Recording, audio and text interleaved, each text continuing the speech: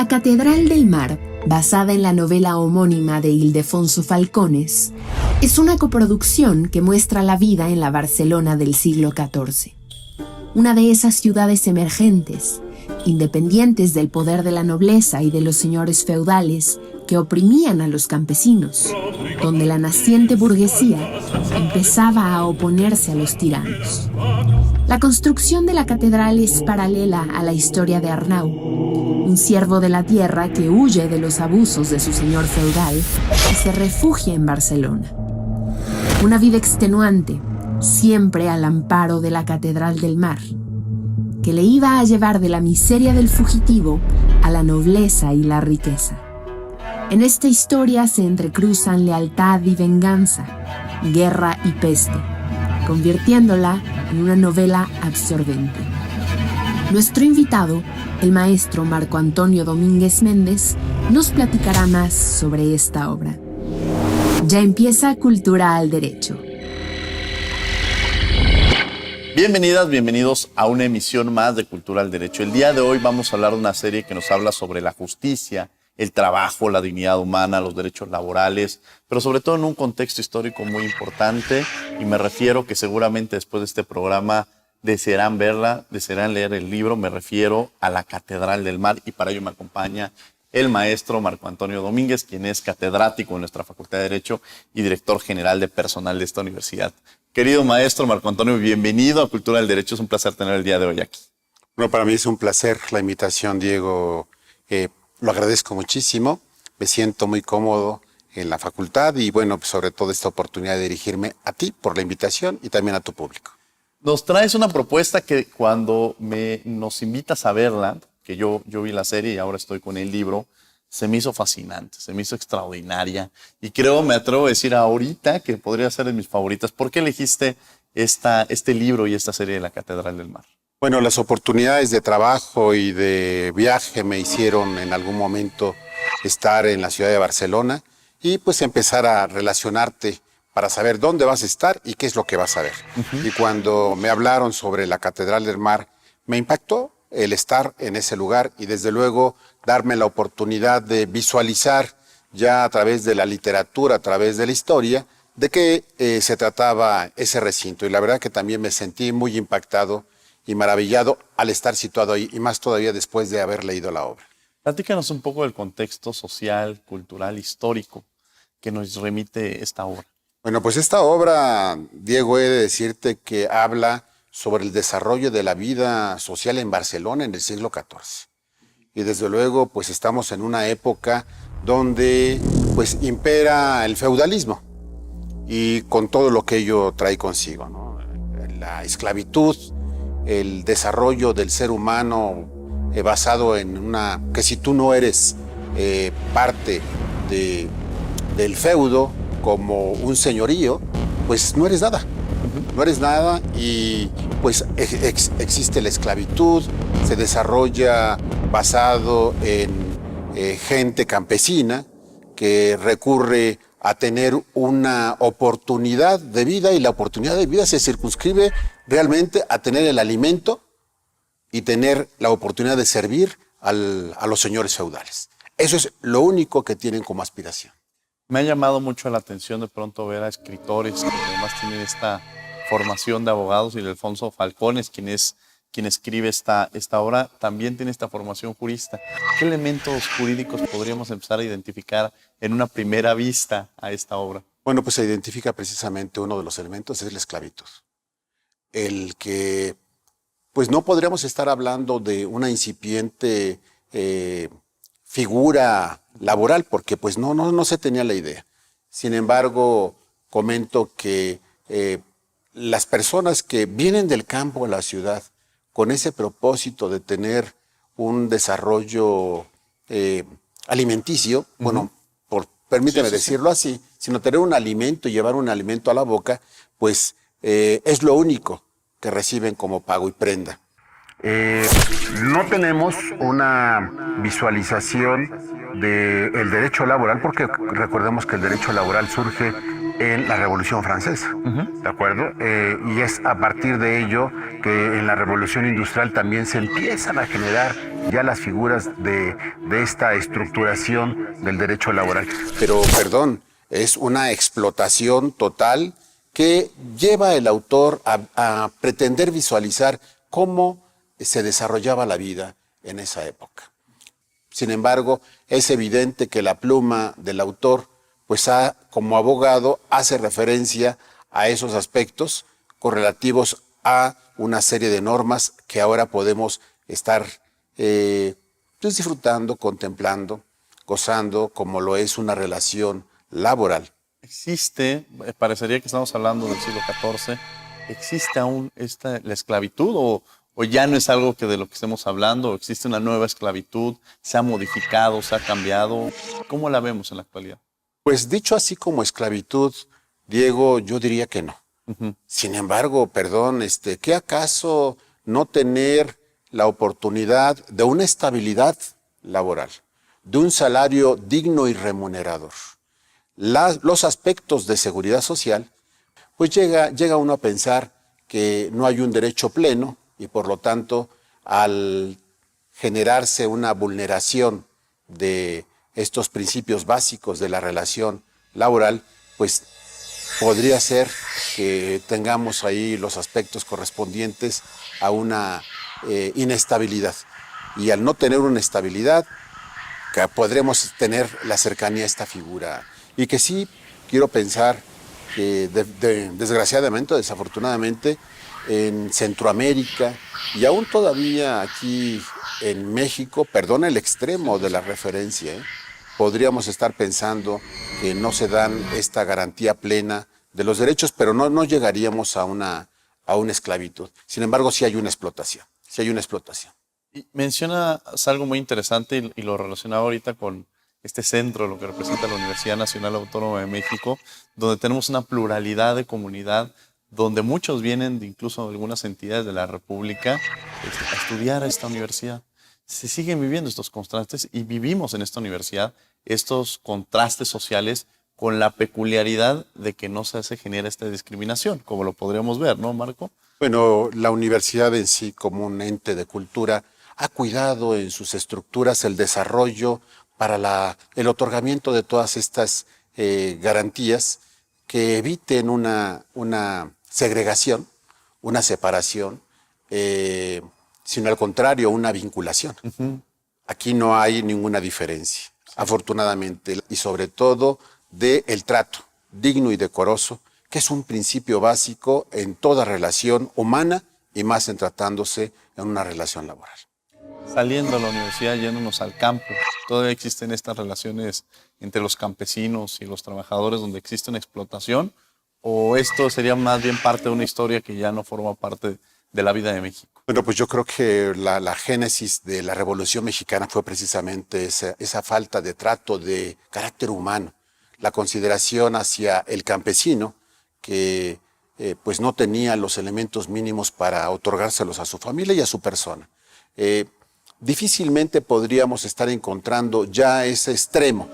Sin embargo, yo no creo que se respete a plenitud una jornada máxima de labores.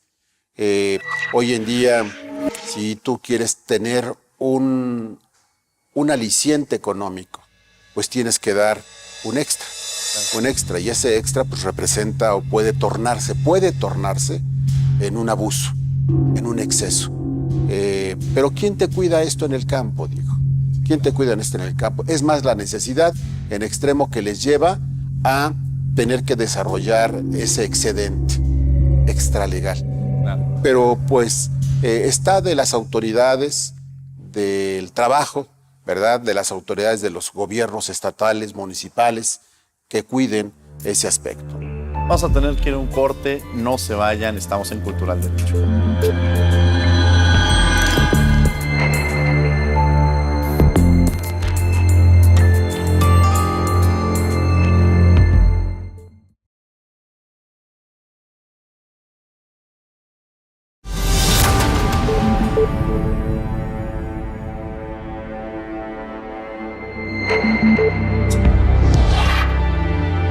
Estamos de regreso en Cultura del Derecho platicando de este libro, de esta serie maravillosa, La Catedral del Mar, y para ello me acompaña el maestro Marco Antonio Domínguez, quien ya nos hizo una referencia histórica, ya lo relacionamos incluso con el aspecto laboral y las condiciones que en un momento dado en esta dicotomía que existe en la actualidad, pero también qué sucedía en el siglo XIV.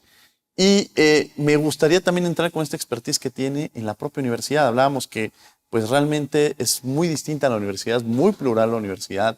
Tenemos desde trabajadores de base, trabajadores de confianza, profesores, tenemos 2 sindicatos. Es decir, es un universo la universidad que yo creo que uno nunca acaba de conocerlo, pero desde el área de la Dirección General de Personal, sin lugar a dudas, se tiene una visión muy amplia, un espectro enorme de lo que representa la universidad. ¿Cómo son las condiciones laborales que se tienen en esta institución?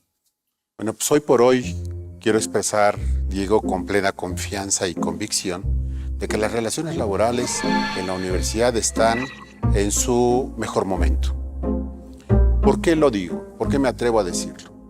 A partir de la generación de la fracción séptima del artículo 3º constitucional, que le da a las universidades e instituciones de educación superior autónomas por ley la facultad de administrarse, de dirigirse en el cumplimiento de los fines sustantivos, particularmente de la universidad, de docencia, investigación y difusión de la cultura, hace necesaria la interacción de toda la comunidad universitaria. Para el cumplimiento de los fines y sobre todo lo que es primordial en la universidad, que es la docencia, tenemos que tener la coparticipación de los académicos, del personal administrativo que auxilia y apoya para el cumplimiento de los fines sustantivos y desde luego del propio personal de confianza y de los funcionarios. Para ello hay que propiciar pues una condición que les permita dicho desarrollo en la mejor condición. Y para eso, pues si estamos hablando de las relaciones laborales, dar de ello un salario que corresponda al cumplimiento de las encomiendas en materia de la contratación. Y adicionalmente a ello, las prestaciones que son dentro del nivel o dentro del medio de la educación son excelentes. Son excelentes y se cumplen, pero aparte de que se cumplen, evidentemente se ejercen. Y se ejercen de una frecuencia tal que nos lleva a decir lo que estoy aseverando, que las condiciones hoy por hoy son y se aplican plenamente. De pronto a quienes nos están viendo, dicen, algunos estarán como incorporados al ISSSTE, otros a veces están incorporados al IMSS, y socialmente a veces no identificamos la diferencia entre uno y otro. Es más, quizá habrá algún trabajador que acuda al IMSS y le diga, oiga usted, ¿cuál es su número de seguridad social? O diga, no, pues aquí no lo tenemos, resulta que usted está en el ISSSTE. Quizá entender la diferencia de quiénes están integrados en uno, quiénes están integrados en otro, y adicional, los universitarios en cuál nos encontramos. Claro. Bueno, me voy a remontar, Diego, a un momento dentro de la propia universidad en el que pues no se pensaba, no se imaginaba uno el que pudiese existir o coexistir un sindicato dentro de una universidad. Cuando la universidad, ¿cómo valoras un aspecto de productividad como lo es en una industria? Pues no es, porque primero los fines son totalmente distintos. Uno es la especulación y otro, como lo comentamos hace un momento, la difusión de la cultura, hacer la mayor amplitud de la cultura, pero también la investigación y la docencia. Son totalmente distintos. Entonces no había y no cabía la idea de la existencia de un sindicato dentro de una universidad. A final de cuentas, ya en su momento, las autoridades, el gobierno, ubicó, yo diría de una manera asertiva, que las relaciones laborales que surgen en las instituciones de educación superior y universidades autónomas por ley, ubicarlas en el apartado A del artículo 123 constitucional. Dentro de las propias reformas a la Ley Federal de Trabajo se estableció en el artículo 353U que los aspectos en materia de seguridad social tendrían que ser definidos por las propias instituciones educativas, por las propias universidades, en el entorno de lo que su ley orgánica sí determinase. Es el caso que la universidad, como visualiza que los trabajadores previos a la reforma de 1980 ya incorporaban sus cuotas a un régimen voluntario. un régimen de pensiones voluntario. Desde luego que también no se dio de una manera sencilla, sino los propios trabajadores en evolución y la fuerza natural que tienen para poder obtener mejores condiciones de trabajo, pues pugnan porque el gobierno federal le diera el reconocimiento a esos antecedentes de colaboración y pudiesen incorporarse en el ejercicio a la ley del ISSSTE. Y afortunadamente así se dio. De pronto escuchamos a algunos trabajadores dicen, yo estoy pensionado, yo estoy jubilado. ¿Hay una diferencia cuando hablamos de un pensionado y cuando hablamos de un jubilado? Sí. ¿O son sinónimos? Porque a veces dicen, él es pensionado, no, yo soy jubilado. Y detectar e identificar estas diferencias creo que son muy interesantes para quienes nos están viendo y conozcan la misma, ¿no? Bien, claro que sí. No es lo mismo o no se conceptualiza de una manera idéntica, sino tienen ciertos matices que los hacen diferentes. Sabemos que es una forma de la terminación de la relación de trabajo. Sí. Una es la voluntaria y es llevar a cabo a través del término que tengo de cotización como de la edad, ¿verdad? Para poder llevar a cabo mi retiro de la relación de trabajo a través de la pensión, ¿verdad? A través de la pensión, pero también es cierto que lo puedo llevar a través de la jubilación. La acumulación en términos de la normatividad que establecen los regímenes de seguridad social, en este caso del ISSSTE, define perfectamente bien en el caso de la mujer y del hombre cuánto tiempo tienes que estar cotizando, haber cotizado, pero también tu edad, para poder jubilarte.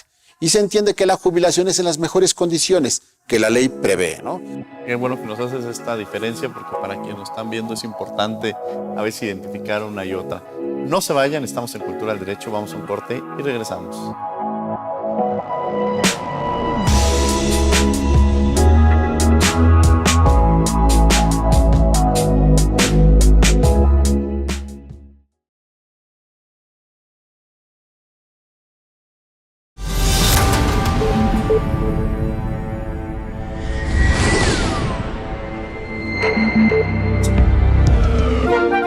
El problema de México no es la corrupción, son las diferencias sociales. Arnau es un personaje tiranizado, pobre y sin la posibilidad de trascender su condición social y material. ¿Por qué? Porque está oprimido por la nobleza, esa sociedad con poder y dominio absoluto sobre sus súbditos que tiene ese poder por designios de Dios. ¿Te suena? En la actualidad, las personas estamos dominadas por estructuras sociales muy parecidas a aquellas del siglo XIV y que no precisamente son invisibles, pero sí internalizadas. Por eso decimos que el problema de México no es la corrupción, la violencia o la pobreza. Esas son consecuencias. El problema de México son las diferencias sociales. ¿A qué diferencias nos estamos refiriendo? Seguro las has visto cada vez que sales de tu casa. Aquí te van 3 diferencias sociales que tienen sumido en el subdesarrollo a México. Número 1. Los linajes. No es raro ver que los puestos de trabajo o de poder son heredados por una élite social que dicen ser los más aptos, pues saben hablar inglés y tienen estudios en el extranjero, debido a la riqueza que los acompaña desde sus infancias. Número 2. La cromatocracia. La sociedad mexicana es racista y desdeña el color moreno del 65% de la población mexicana. Estudios han demostrado que puestos de trabajo, designaciones de poder, preferencias al votar, son dominadas por la clase social con tez más clara del país. Número 3. La racialización del trabajo. Para los habitantes más morenos del país, los trabajos suelen ser los más serviles, operativos, sórdidos y con un salario precarizado. Recolectores de basura, afanadores, meseros, entre otras labores son designadas para la parte morena de la sociedad. Estamos de regreso en Cultura del Derecho platicando de la Catedral del Mar y nos acompaña el maestro Marco Antonio Domínguez. En el bloque anterior hablaba de la autonomía universitaria y de pronto cuando alguien habla de autonomía parecería que es un espectro distinto al del Estado mexicano. Pero usted ya nos hacía referencia en el bloque anterior de qué podemos entender por autonomía. Hablaba sobre esta libertad de cátedra, podemos hablar de la autonomía, podemos hablar esta independencia de alguna manera administrativa. O sea, hay una serie de elementos que pudiéramos entender de lo que representa la autonomía universitaria a lo que es, a lo que muchas veces en el aspecto social se interpreta de la misma, ¿no? Bien, claro. Bueno, en efecto, Diego, converge en la acepción autonomía, en la palabra autonomía, diversas figuras que una de ellas fundamentales en las instituciones de educación superior, pues es la libertad para poder expresar el conocimiento en las aulas, ¿de acuerdo? Que nosotros le dimos libertad de cátedra. Sí, sí, sí. Pero en sí la autonomía, para la Universidad Nacional Autónoma de México, es el tener la facultad de autogobernarse para el cumplimiento literal de los fines que establece la propia ley orgánica. Citábamos en bloques anteriores el artículo 1 de la ley orgánica, la cual convergen todas las acciones, todos los esfuerzos, todo aquello que se da en la vida universitaria para esos fines, que son la docencia, investigación y difusión de la cultura. ¿Qué tan vigente es esta obra que nos trajo a la mesa? ¿Qué podríamos ver de pronto esos elementos que uno dice, esto sigue vigente? ¿Y por qué es importante que quienes nos están viendo lean y vean esta serie? Bueno, pues la serie es fantástica. ¿Sí? Yo también me di la oportunidad de verla. Define pues un ambiente austero, un ambiente de violencia también muchas veces, pero derivado precisamente al no reconocimiento de los derechos humanos. Los derechos humanos pues hoy en día pues son parte esencial en todo ser humano. E incluso, Diego, tú te sabrás que los derechos laborales ya están consagrados como derechos humanos. Y lo vemos a diferencia, pues ahí La pluma es de un abogado y define y trata de expresar cómo se vivía en el entorno del siglo XIV y cómo va evolucionando un personaje que va luchando y accidentalmente pues cae en desgracia, más desgracia de la que se puede uno imaginar. Y este personaje pues lo que hace es darle la oportunidad a su hijo a tener pues una infancia lo más afortunada, logra, como era la compensación laboralmente hablando, del alimento y el aprendizaje dentro del taller, ¿no? Pero pues no podemos estar pensando que fuese una retribución justa.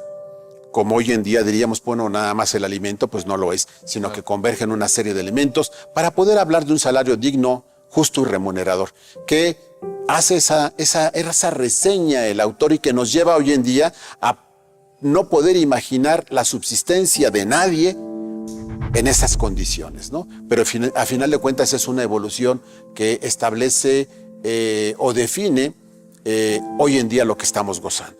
Y pues para mí es una obra que hay digna de leerse, digna de disfrutarse, el amor, la intriga, el desasosiego, la esclavitud, que a final de cuentas hay que conocer, hay que enterarse y hay que hacer las acciones correspondientes para la defensa siempre de la dignidad humana, de los derechos humanos. Es un libro, es una serie que nos lleva a los mercantilistas a verlas desde una óptica, a los laboralistas, a los de derechos humanos, esta violencia contra los niños, contra las mujeres, en fin, toca muchas fibras que sin lugar a dudas nos obliga a reflexionar como sociedad, a reflexionar individualmente, y que sin lugar a dudas para los abogados es una herramienta sustancial para la enseñanza del derecho incluso, o para estas reflexiones del papel que jugamos dentro de una sociedad.